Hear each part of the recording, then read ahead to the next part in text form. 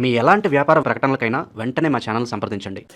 Yeah కుక్షి వివరే కృత్వా స్వయం రక్షతి సర్వతః నమామి జననీం దేవీం పరాం ప్రకృతి రూపిణీం కృచ్ఛేణ మహతా దేవ్యా ధారితోహం యథోదరే తత్ప్రసాదాత్ జగద్దృష్టం మాతర్నిత్యం నమోస్తుతే పృథివ్యా యాని తీర్థాని సాగరాదీని సర్వతః వసంతి యత్ర తాం నౌమి మాతరం భూతిహేతవే.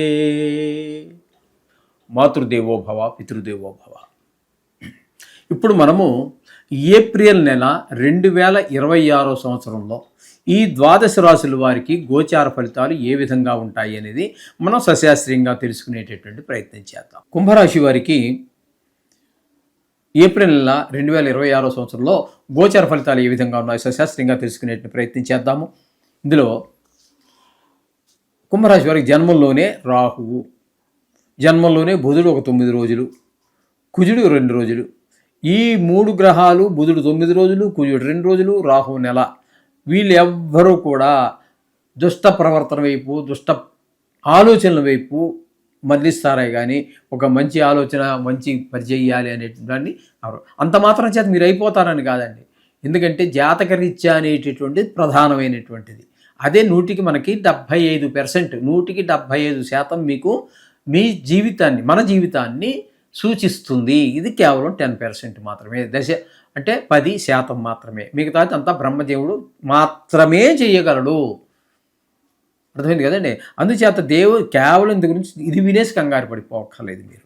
ఇకపోతే ద్వితీయ స్థానంలో శని, రవి, కుజ, బుధ 4 గ్రహాలు ఉన్నాయి. ఇక్కడ ద్వితీయ స్థానంలో శని అన్నట్టయితే ఇది ఏలినాటి శని అంటే కుంభరాశి వారికి ద్వితీయ స్థానంలో ఉన్నారు కాబట్టి నేత్ర వ్యాధులు ఉన్న వారికి కొంచెం ఇబ్బందికరమైన పరిస్థితులు కలగటం, అలాగే కుటుంబంలో కూడా ఆహ్లాదకరమైన పరిస్థితి లేకపోవటం, మాటలో కఠినత్వం, తద్వారా కొంచెం అందరూ దూరం అవ్వటం, ధనానికి లోటు, ఇవన్నీ కూడా కుంభరాశి వారికి శని ప్రసాదిస్తూ ఉన్నాడు. ఇక 2వ స్థానంలో రవి యొక్క సంచారం 14 రోజులు. ఇప్పుడు మనం శని ఏదైతే అనుకున్నామో అవే ఫలితాలు ఆయన ఇస్తున్నారు. కుజుడు నెలంతా కూడా అంటే 2 రోజుల పాటు కుంభంలో ఉన్నాడు. ఇక 2వ స్థానంలోనే మిగతా 29 రోజులు ఉంటున్నారు. ఆయన కూడా అవే ఫలితాలు. ఇక బుధుడు నెలంతా కూడా ద్వితీయ స్థానంలో ఉన్నారు. ఈ 3 గ్రహాలు శని, రవి, కుజ 3 గ్రహాలు ఇబ్బంది పెట్టినా ఈ బుధుడు మిమ్మల్ని ఆదుకునే ప్రయత్నం చేస్తాడు. ధనానికి లోటు లేకుండా, మాట కొంచెం అంత కఠినంగా వెళ్లకుండా, కుటుంబంలో ఆహ్లాదంగా ఉండేలాగా ఒక్క బుధుడు మాత్రమే మీకు అనుకూలం ఇక్కడ. అంటే ఈ 2 రాశుల్లో కుంభంలో కానీ మీనంలో కానీ. ఇకపోతే తృతీయ స్థానమైనటువంటి కుంభరాశికి తృతీయ స్థానమైనటువంటి మేషంలో రవి ఒక 15 రోజులు మంచి అద్భుతమైన ఫలితాలు, అందరి సహాయ సహకారాలు అందిస్తాడు. అలాగే శుక్రుడు 19 రోజులు అందరి సహాయ సహకారాలు అన్నిటిగా విజయంగా ఉంటుంది. అలాగే 4వ స్థానంలో 20 రోజులు మాత్రం ఆయన 20 తారీఖు నుంచి నెల వరకు అంటే 12 రోజుల పాటు మీకు మంచి ఫలితాలు ఇవ్వబోతూ ఉన్నారు చతుర్థ స్థానంలో ఉండి. అంటే విద్య, భూమి, గృహం ఇత్యాది విషయాల్లో, కొంచెం వాహనం ఇత్యాది విషయాల్లో మంచి జరిగేటట్టుగా శుక్రభగవానుడు అనుగ్రహం ఉంటుంది. ఇకపోతే పంచమ స్థానంలో గురు సంచారం. పంచమ స్థానంలో గురు సంచారం కూడా చాలా మంచిదండి. అది పిల్లల్లో మన సంతానం యొక్క అభివృద్ధిని కాంక్షిస్తూ ఉంటుంది. చదువు బాగా చదువుతారు, మంచి మార్కులు తెచ్చుకుంటారు. మనకి పిల్లల్ని చూసి మనం గర్వపడేటట్టుగా ఉంటారు. అలాగే అవివాహితులకు వివాహం కుదరటం కానీ, వివాహం అయిపోవటం కానీ జరిగే అవకాశం ఉంటుంది.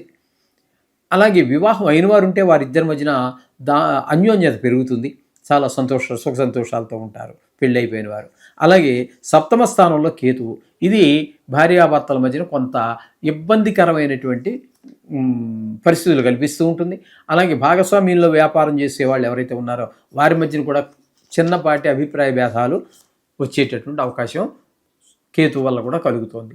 ఈ విధమైనటువంటి ఫలితాలన్నీ కూడా మనకి కుంభరాశి వారికి జరుగుతున్నాయి. కాబట్టి పూర్తిగా చెప్పాలి అన్నట్టయితే ఇక్కడ బుధుడు ఒక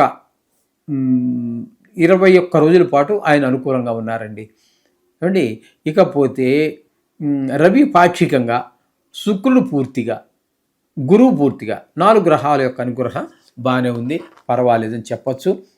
అందుచేత మీరు కొన్ని గ్రహాలు ప్రతికూలంగా ఉంటాయి. మీరు ఈ గ్రహాలు అనుకూలత ప్రతికూలత అనేది పక్కన పెట్టేయండి, రోజు చేయండి. అనుగ్రహం ఉన్నటువంటి గ్రహాలు మరింత శుభప్రదమైన ఫలితాలు ఇస్తాయి. ప్రతికూలంగా ఉన్నటువంటి గ్రహాలు కొంత శాంతిస్తాయి. ఇది గుర్తుపెట్టుకోండి.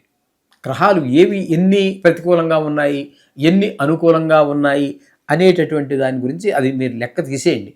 రోజు మాత్రం నవగ్రహాల్ని ఒక భాగం మీ జీవితంలో ఒక భాగం చేసుకోండి, పూజలో ఒక భాగం చేసుకోండి. ఖచ్చితంగా మీకు శుభాలు చేకూరుతాయి. శుభం భూయాత్.